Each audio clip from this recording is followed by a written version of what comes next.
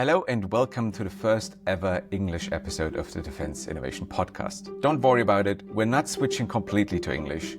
We'll just keep it flexible to whatever our guests feel most comfortable with. Today I'm joined by Benjamin and Jonathan, two physicists without any military background, and yet they've built one of the most exciting and fastest growing defense innovation networks in Europe, the European Defense Tech Hub. We talk about hackathons, startups, and how to build things which actually matter on the battlefield. If you enjoyed this episode, please don't forget to hit follow on LinkedIn, Spotify, and YouTube, so you don't miss any of these really great episodes coming up. Thank you so much, and now enjoy.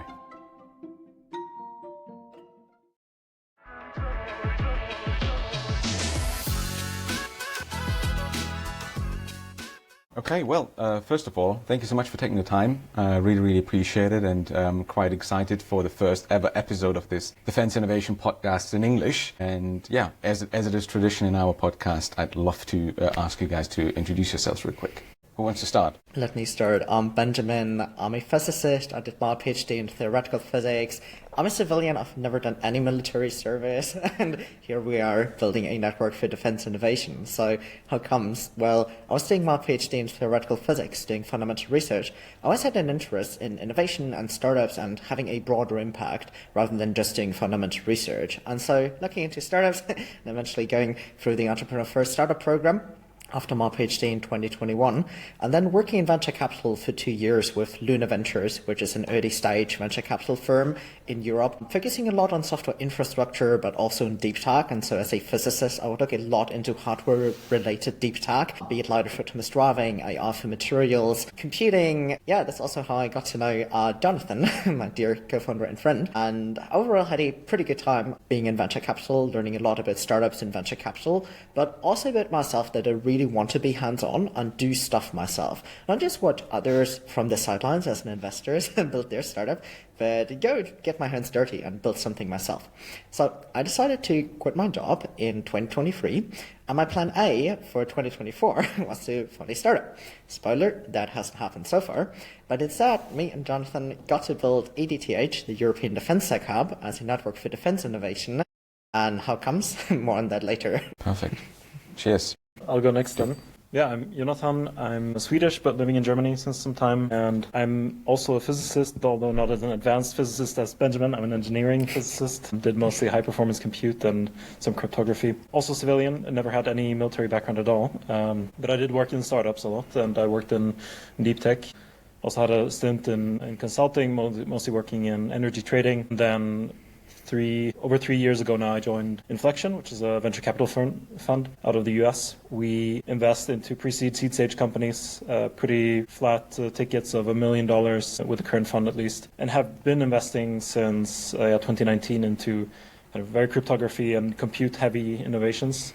We're now looking a lot at the physical digital infrastructure on which the sovereign world runs on today. So we see the highest leverage type of technology being compute, and that being a key enabler for any type of sovereignty in the world. So, of course, for the nations to control their compute power and make best use of it, but also for the individuals. So me personally, I started out my career in kind of privacy and how to keep privacy within technology and expanding technology sector. Now that's, I think, becoming more and more difficult. It's not a clear-cut one encryption solution, but rather a whole multitude of things. At the same time, we see the other side of that technology play being also more complex with, say, intelligence services and other potentially bad actors having access to all kinds of data that they can now use to deprivatize your activities online. So within that sector, within that frame of reference, started looking at more pure defense tech in 2023. So as an investment category or as a vertical, as I see it, realized I know very little about this and what is the best way to get clever about something. It's to do it yourself and get your hands dirty. So I was texting with Benjamin. He was in the US. I was observing from afar the massive positivity around defense and defense tech. And if the US realizes that they need innovation within defense, why is Europe, where we actually have an active war, an invasion ongoing, why are we not realizing it? Why are we not taking more action and why is it still not a positive thing to be working on defense? So one thing is like this socio-cultural thing, and another thing is how can we enable more people to work on the right problems, right? That was really the trigger for me and Benjamin, I think, to start the European Defence Tech Hub. Just for the introduction. And now, obviously, I guess the question is, what exactly is the European Defence Tech Hub? Can you guys give me a short introduction to what exactly you do and what your focus areas are? It grew very organically, I would say.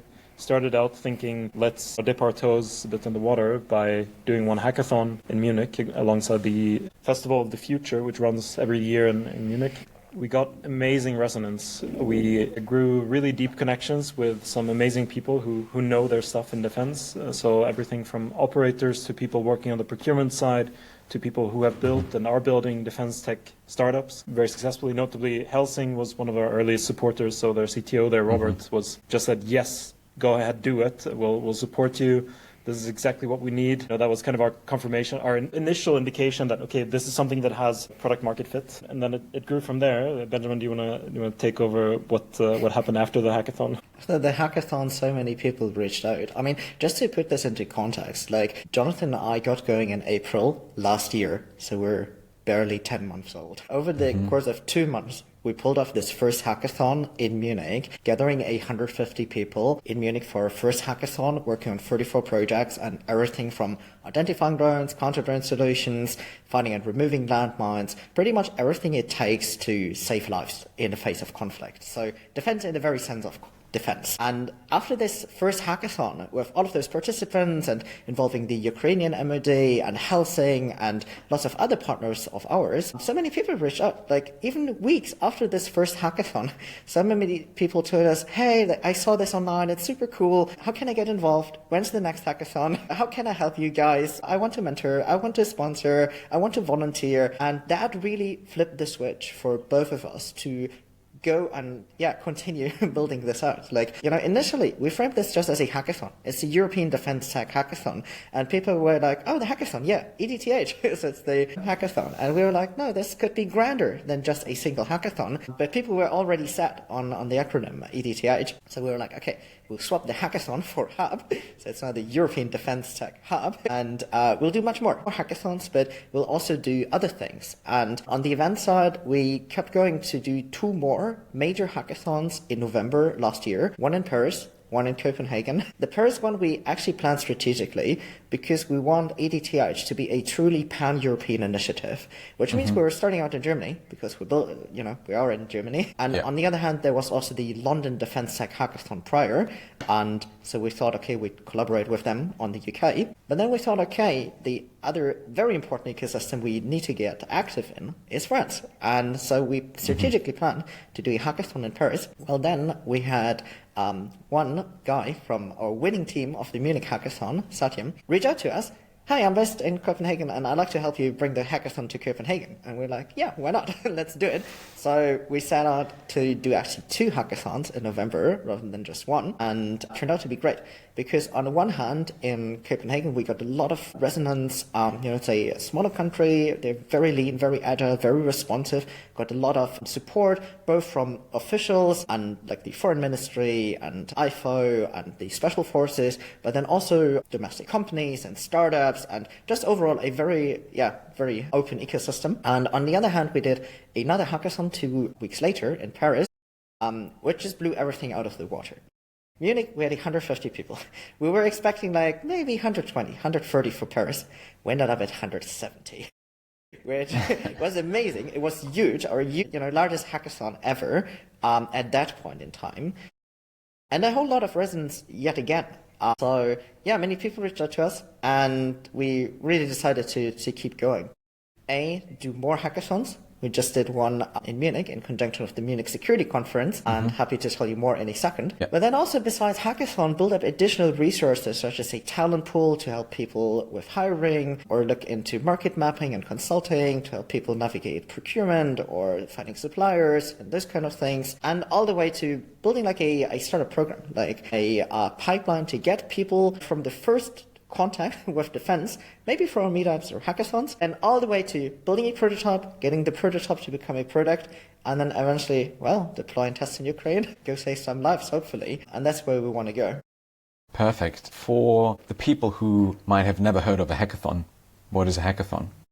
Could you explain that? A hackathon is an event where you're bringing people together for one weekend to build prototypes. It is something that originated in software development and more recently was very popular in AI, where you're bringing developers together for one weekend and you're building software, like, a chat app or a calendar app or a dating app. And it's very much a fun event where you bring people together and you build prototypes. But then on the other hand, we've been seeing previous defense hackathons in the US and the UK where people were building drones and they were using radar to detect landmines. And we were like, okay, that's interesting. Maybe this could be a very structured way to get more brainpower and more people into defense. So it's not just a fun event, but it's actually a systematic way how to get more people involved with defense. So if you were to think from first principles, what's the best way to get hundreds of people to work on drone defense rather than dating apps? Actually, running defense tech hackathons might be a pretty good answer. Yeah. Sounds like it. We have a very specific sector, though, and that makes it more difficult than your average dating app. And it's two things. First of all, the users are sometimes not allowed to talk to you, or it's very hard to get to them at least. And the second part is the buyer is not the user very often. So the people who procure things are not the operators, the ones who are at the front lines using the product. So if you put your average software engineer or your average engineer in front of a problem, it's very hard to find the right solution to it. It's very hard to figure out so concrete example, let's say I want to find landmines in a sector. Now, how do I do that? Just tabula rasa, what is my solution to something like that? Basically, there are 1,000 ways you can go wrong that will never be operationally useful for the end user, right?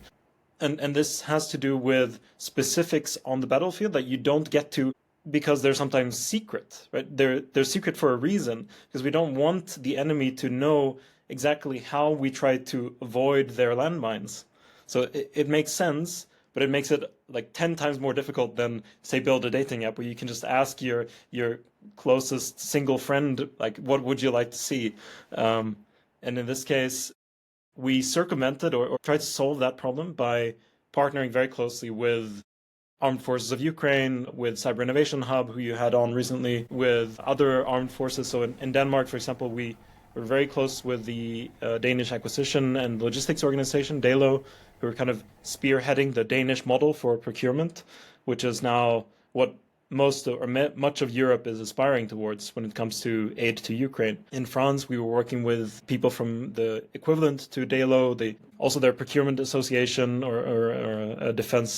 the procurement department of the MOD and others, right, including startups who come from that space, who come from primes or who come from the MOD. Specifically, we worked with Command.ai. They're a French startup in this space who I think raised 10 million or so, very early stage still, already have some interesting use cases of their pure software solution. Yeah, and so I think this is actually a quite critical point. All of the points you just made are also points I stress almost in every single episode. It's really difficult to understand the problem in enough depth and have these connections into the active forces to also do the necessary testing.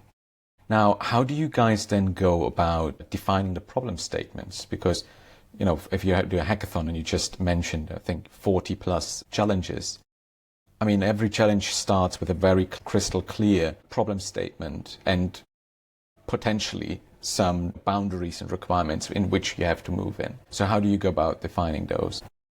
I mean, first of all, what's the goal of a challenge and how do you scope that? So in our context, we only care about one thing, and that is what happens after the hackathon. That's like the key thing that we care about, right? We want them to build companies that bring products to Ukraine and test them, and they build a huge company that becomes the Rheinmetall of today, or the Saab of today. So how do we scope a challenge that helps them get there? We try to bring them as close to reality as possible. So give them as much detail as we can through various partners, including Brave One in the Ukraine, for example. But so something that is actively, a problem, but without the expectation of the people actually solving it end to end during a 24 or 48-hour period. That would be unrealistic. They can have an interesting idea, but it's not going to be the product, the full company that you then grow on to become a unicorn from. Yeah, that's a funny point. I always say it's like look exactly in startups and successful startups, and then do some investigation with what ideas these startups started. So it is almost never the initial idea they end up finding the product market fit with. But that's a really, really good point. And then obviously my follow-up question is, so what do you actually do actively afterwards, after this hackathon, to ensure that people actually take it serious and move forward? I mean, Benjamin, you've been in an accelerator program that we really like, by the way. It's one of the best in the world, I would say. And we did some research on what do people get out of accelerator programs? What actually helps people? And when I say people, I mean the best and the most ambitious entrepreneurs in the world. So some qualifying questions there. We figured out that the one thing that is the most valuable that we can provide, at least, is connecting people with end users and potentially buyers, especially in this segment, right? Everything else is sort of noise. Or you can find it on YouTube, you can listen to a podcast like this one about it. There are so many information sources that I don't think you need someone to hold your hand and show you how to build a pitch deck. If you can't figure that out, then maybe you shouldn't run a startup right now. Maybe you should join a company instead. To learn first before you screw it up with your own money. So become a founders associate or a COO. But I mean, it's very much like, thinking from first principles, what would a value-adding program look like? And then sort of bundling our existing activities around helping people to connect with end users, to connect with investors for fundraising, but also to find employees, and pretty much everything it takes to really move forward from prototype to product that you can sell and, get into eventually a program of record, if you're a grown-up company, everything it takes. And whatever it takes. So we keep track of all the hackathon projects, and by organizing these 3 hackathons last year and just one this year alongside the Munich Security Conference, what we're seeing very consistently is there are around 10 startups that are either propelled forward, so an existing startup comes to the hackathon, finds new employees, finds investors, finds end users and collaboration partners, or startups even being newly founded, like people coming to the hackathon, finding a co-founder, or a team getting together from scratch and deciding, okay, let's go build a company in defense. And so we're seeing very consistently there are around 10 startups that each hackathon is pushing forward, which is amazing. And as Jonathan mentioned, that is pretty much why we're doing these hackathons. I mean, of course it's fun to run events, but we're not doing this for fun. It's really a systematic way to get people into defense. And in that sense, the whole concept is geared that way. There's nothing to win per se. You can't win this hackathon. There's no prize money. Rather than chasing prize money, we'd rather help you go build a company, have some real world impact, and raise $1 million in funding. And that's the actual thing. That's what we're doing. Not some, fake trophies or fake goals, but really what matters is real world impact. And so we keep in touch with every hackathon project and hope to support them. Also thinking about other bits and pieces, on our side, how we can support them. For example, we've been doing a virtual demo day. So a couple of months after our Munich hackathon, we did a virtual demo day inviting the top 10 projects and just showcasing to more than 100 people and investors online how much those projects have evolved. And people have traveled on their own to Ukraine to test and to talk to people. People have found employees and co-founders. One startup even made it into another startup program and raised pre-seed. So it's really cool to see in just a matter of a few months how much progress these projects have made. There's quite some commitment behind it if you travel to Ukraine right now and think what is it, a 10, 12-hour train ride as well to get, anywhere meaningful within Ukraine. So that sounds absolutely fantastic. So for people who are interested in joining such a program, are these hackathons for free? Where can they find you guys? I guess on LinkedIn, your website. How's the actual process is there a pre-screening process? How does it work? Yeah, I mean, it's free for anyone, almost anyone, right? We cannot accept certain nationalities for security reasons because that's the the only filter that we have really. If someone is obviously Russian and not clearly Ukraine aligned, then we can unfortunately not accept them. So this is, doing things in defense tech has certain peculiarities that you normally don't have to care about or would care about. Normally I don't care what nationality someone is, but in this case we kind of have to. But no, otherwise they can find us on eurodefense.tech, and that's defense in the American spelling with an S, where we list all our hackathons, all our events, and so on.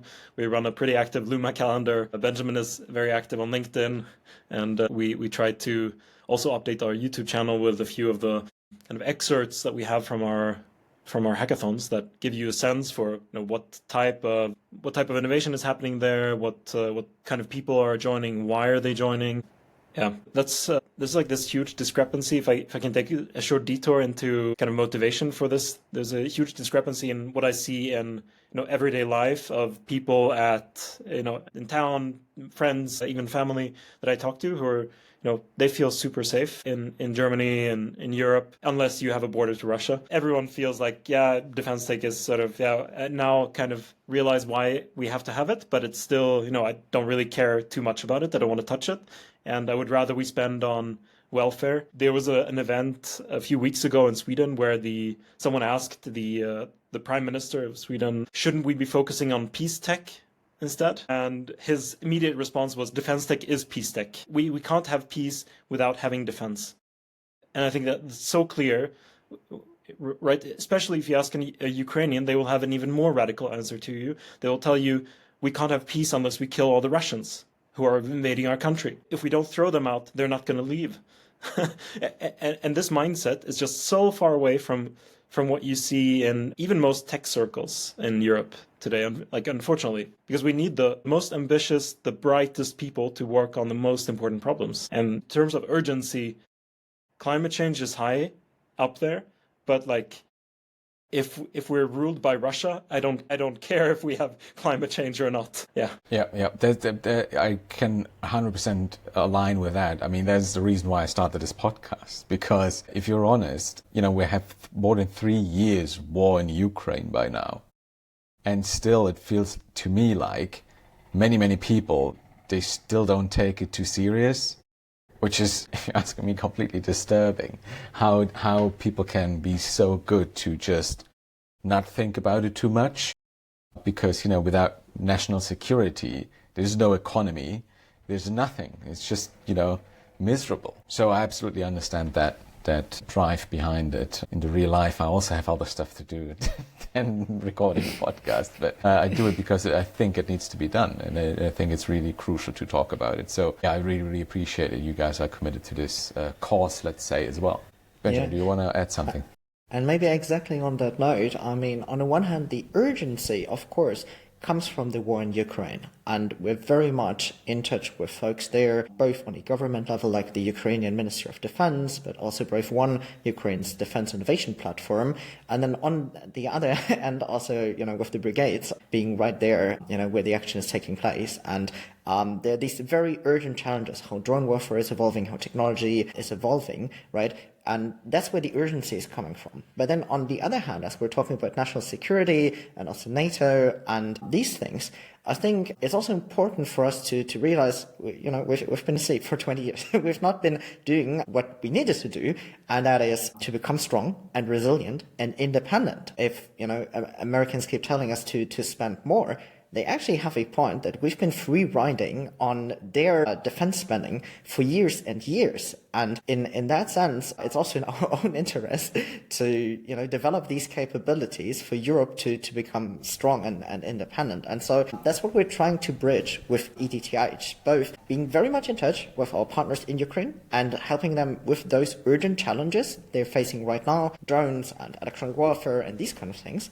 But then on the other hand, I think it's also a priority to think what makes NATO and Europe strong in the long term. What are overarching challenges, and what might be also projects that are more of a moonshot, that have maybe not an immediate impact on a battlefield in Ukraine, but could lead to an asymmetric advantage in 2, 3, or 5 years down the road, which is equally important and, is not as much on the radar in the face of war, but it's very much important to create deterrence. And to really deter, Russia or whoever bad actor might want to invade European countries in like 5 years. And so we're really trying to bridge these two worlds. On the one hand, urgent challenges, but also overall challenges. Yeah. And I think that has a special urgency if you just look at what is happening over the last, especially 2 weeks in the White House, and, the fairly bold and concerning, I believe, moves the US is,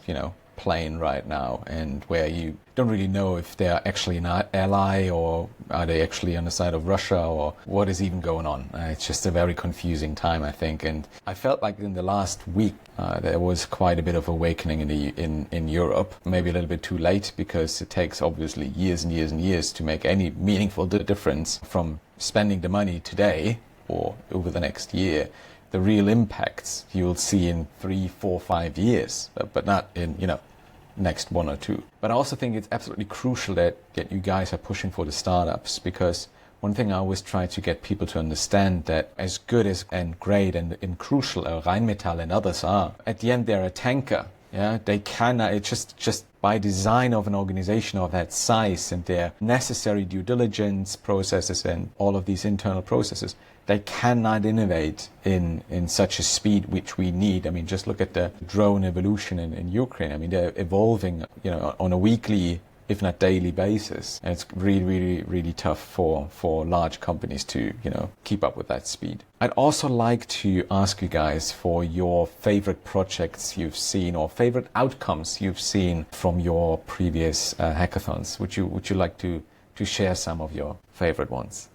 Yeah, that's difficult. Picking your favorite child. Maybe to start, one of the most out there and interesting projects we've seen, actually at our very first hackathon back in June last year, was a project by a German startup called Mimotype Technologies, and they were using, first thing, nanoparticles for reconnaissance, which sounds like science fiction. You're spraying nanoparticles to cover a certain area, and then you have an additional channel for reconnaissance to see if there's a deer or a tank moving in there. And the fundamental idea is those nanoparticles, they're fluorescent, which means if you illuminate them at the right wavelength, they will shine back.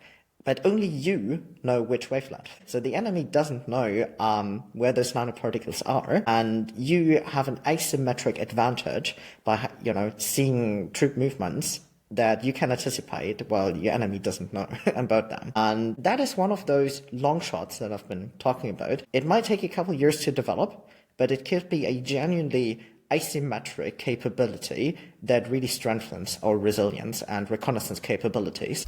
Yeah, nanomaterials are insane. Nanomaterials are insane, absolutely, because, with my company, we use nanomaterials as well in a different area, but I think for everyone who has not looked closely into nanomaterials like graphene, goldine, and others, like there's so many by now, have a bit of a read. Go down in this rabbit hole, you'll be surprised. Thank me later. Jonathan, please, go ahead. That's definitely the one that stands out. Another one is, so I want to highlight something that it's not a concrete, well, it is a company, but it was more a kind of melting pot of ideas that occurred during and after the Paris hackathon. So there was one team that brought with them and worked on something called event cameras or neuromorphic cameras, which are more working like the human eye than a normal camera. A normal digital camera has this display of semiconductors that, upon the incidence of a photon, it cascades down and lets you read, okay, there was a photon that hit this particular part of the sensor, right? Whereas in the event camera case, what they do is they notice if something changes in the image. So if there's a change in incident photons, they can notice that. That gives them a very, very different type of image.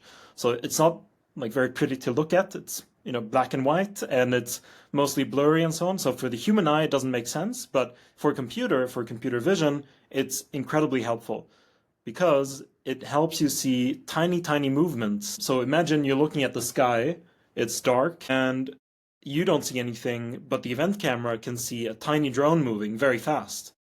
So it doesn't have the same FPS, so frames per second, that a normal camera has. But it has a much, much higher rate of update, meaning every single movement basically per photon can be detected. There was a company that started working on this or applying this for drone detection in Paris, and that kind of led to a bunch of other companies also going down this rabbit hole, which is pretty niche in the drone space. And in general, there's like one or two manufacturers in the world that produce these cameras, and they're fairly expensive today, but down the line, I think it just makes so much sense. It's like the perfect fit for this type of application or this type of technology. So I know of at least one other company that is now actively purchasing and deploying event cameras because of this idea that came through the hackathon. I think that's amazing. That's exactly what we want. Of course, we would prefer it to be one company that goes down and like builds this amazing product and becomes huge, and we were part of that. But if it's 10 companies that pick up ideas from each other and become 10 times better, each of them, because of that, that's amazing. Right? Absolutely. That sounds fantastic. So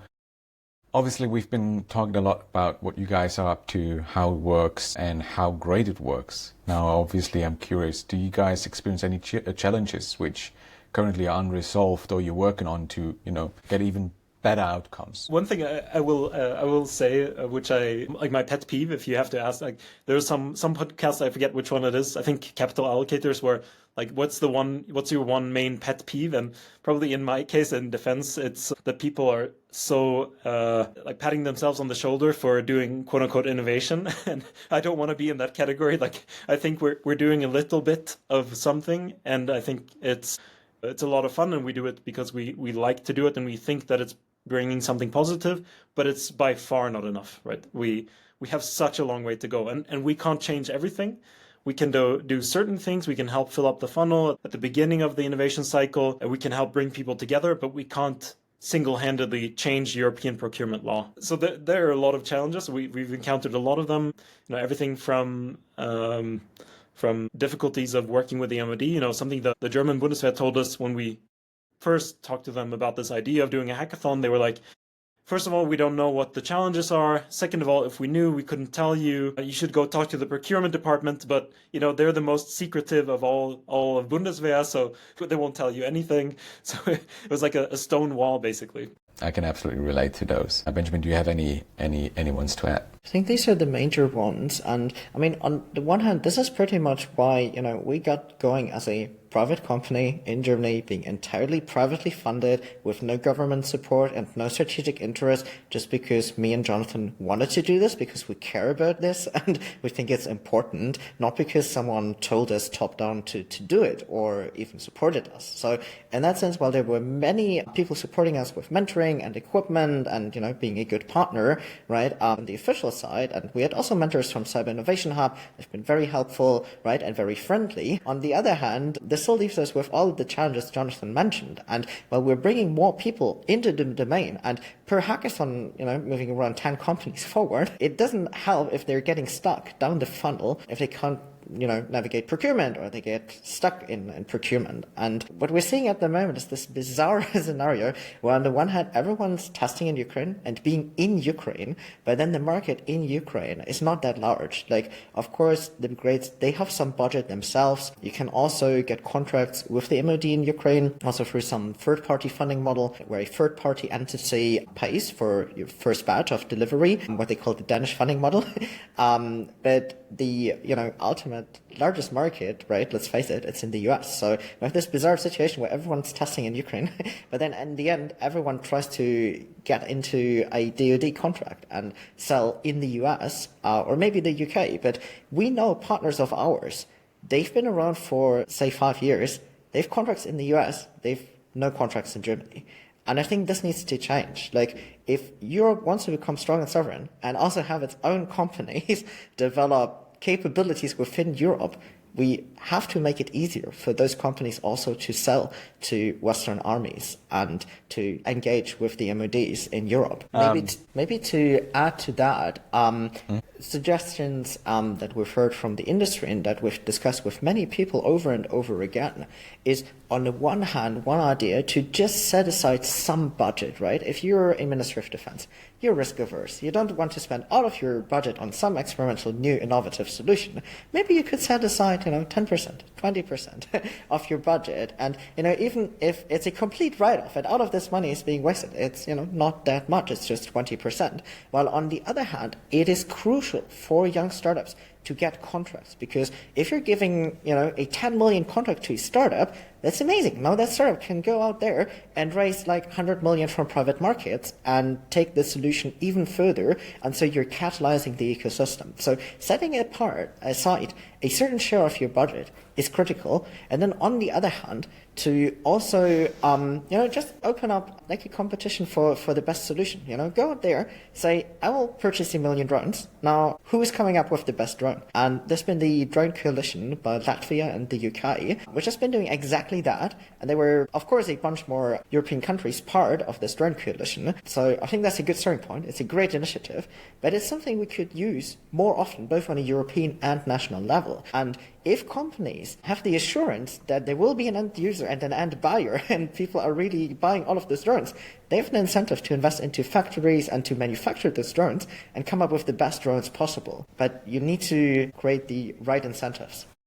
Yeah, absolutely. I'd like to add to your, even if it's 20% of it, it's completely wasted. I don't think that any money is wasted investing it into innovation. I think you always gain learning out of it. And maybe it's just too early for technology, but that's that. And when it comes to the procurement and all that stuff, I think, in Germany especially, but, in many European countries, we still have a little bit of a cultural issue, I think. It's this massive risk aversion is certainly not helping. And also the way our procurement systems define the solution space rather than the problem space.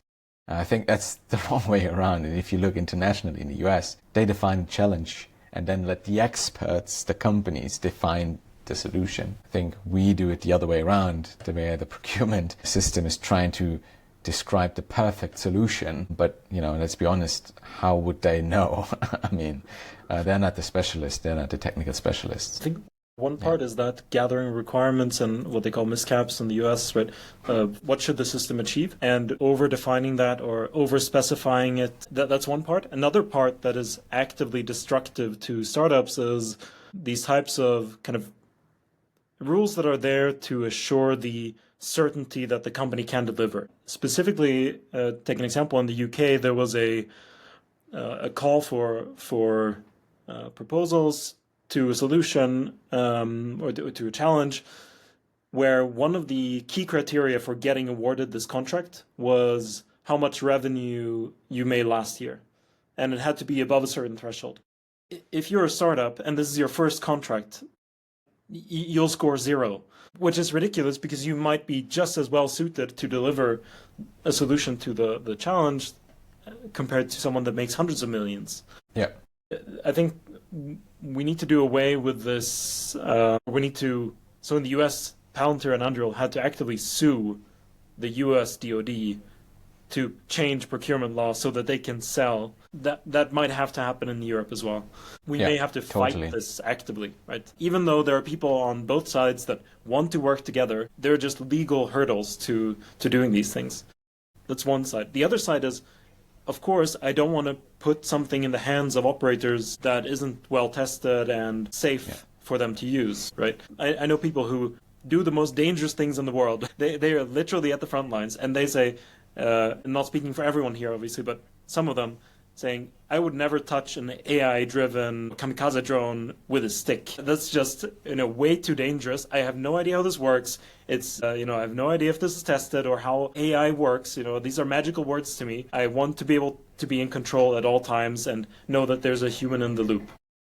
There's a huge security thing that we need to adapt to a much, much faster loop of innovation also. So towards the end, I'd like to understand what's next for you guys, or what are the next big milestones you guys are aiming for? Yeah, I mean, I think we've never been in a more positive position in terms of Europe now when it comes to defense than today. I'm incredibly, you can say all you want about the US administration, but I think that they've kicked us in the butt enough times now that people have realized that we need to spend $800 billion over, 4 or 5 years, as Ursula von der Leyen said. So overall, I think we have a space to continue playing exactly how we have been in the last year. That being said, we have all these hackathons planned. What I would really like to see in the next, say, 3 to 6 months is we have a pretty big pool of hackers now and companies. I would like them to really push the envelope and get to scale as soon as possible. Raise funding, go to Ukraine, test their product, get good feedback, and start talking to various procurement agencies. These are really crucial things to prove that our hypothesis of doing hackathons actually helps someone. Fantastic. What that means operationally is, yes, many more hackathons. So we've been just running our largest ever hackathon alongside the Munich Security Conference, gathering more than 200 people on site to pursue all different kinds of projects. And this is just the start of an entire series of hackathons, which originated on one end by so many people from all across Europe reaching out to us like, oh, when's the hackathon coming to my place? And on the other hand, Brave One, the Ukrainian government's platform for defense innovation, realizing, oh, hackathons are a great way to source defense innovations, so let's do it more systematically. And we're very proud to partner with them for a global series of global defense tech hackathons, EDTH, that we're running together. So we're launching this series coming to all the European countries, one by one. Our next one, end of March, will be in Amsterdam, then in April will be in Warsaw, then in May will be in Vilnius, and so it goes all the way from Spain to the UK, Nordics, Baltics, Berlin, and Switzerland. And we'll be running more than 12 defense tech hackathons this year, which brings, overall 10 hackathons times 10 companies, more than 100 startups forward. And then we really, as Jonathan said, need to help them to convert their prototype into product and really get going. To go test in Ukraine, go talk to Dalo, go talk to the Cyber Innovation Hub and really make an impact. And we're also figuring out what other formats help those companies to get there. Is it another virtual demo day? Is it a meetup? Is it maybe a longer form event? And we're proud to share that we're planning a longer form event in August, what we call Hack Week. It's a week where we're gathering all the top tier projects from all of our previous hackathons to come to one secret location and to do the Olympics of defense hacking, to go closer from prototype to actual product. And then we'll do a joint demo day with procurement agencies and investors to really help those projects move forward.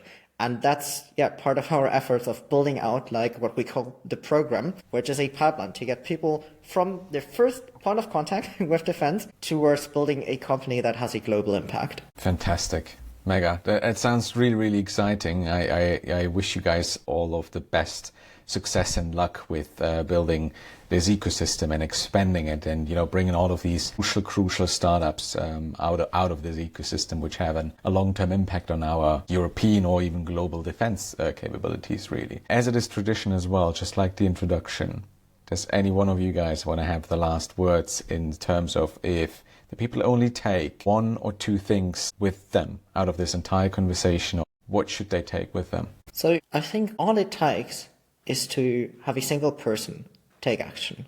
And in our case, like EDTH, it was me and Jonathan, physicists, civilians, deciding, let's run a defense hackathon and let's do this, right? And for anyone else to take action, it doesn't take much. It just takes will and some time and effort to go organize a meetup or start some adjacent initiative. And that's what we're here for. Like, we're really building this as a network, as a resource. And if you're planning something cool, please reach out to us. Like, we're very collaborative. We're working with a bunch of startup programs. We're sparking off additional initiatives. Like, some of our team members went off to start Women in Defense Tech as an initiative specifically for empowering women to enter defense. And we're, in that sense, we're a resource. Please come talk to us if you're planning something cool. Fantastic. I have nothing to add to that.